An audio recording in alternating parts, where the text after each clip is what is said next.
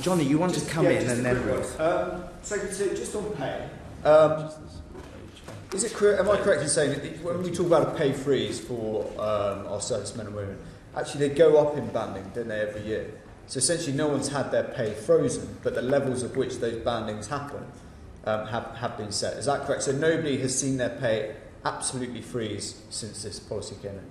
That's correct, and nor has it been frozen at, nor have the increases necessarily been frozen at 1%, as they've moved up the bands, yes. And this is, I think, quite generally true across the public service. They've actually enjoyed increases of more than 1%, and of course our armed forces do not make a contribution to their pensions. They enjoy subsidised accommodation as well, but it is important, and it is part of the remit of the body, that we do keep pay comparable with the private sector, that we don't see our people slipping behind the private sector.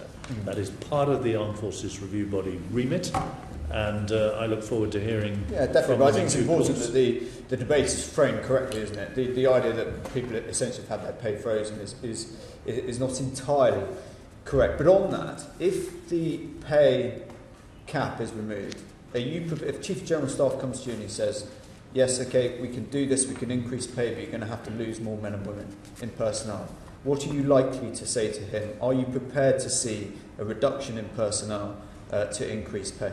Well, I don't accept the necessary trade-off there, that there aren't further efficiencies elsewhere that you could explore. But we haven't, we're getting ahead of ourselves. We haven't seen the recommendation from the pay review body. What is really important is that the work of the review body helps us address some of the skills gaps, the high-tech skills gap we've got in all three services, which are roughly 95-96% recruited at the moment, that it helps us address some of those skills gaps. And that's why I welcome, as I hope you do, this new flexibility that the government is providing, which will allow us to move for certain trades and skills above the 1%.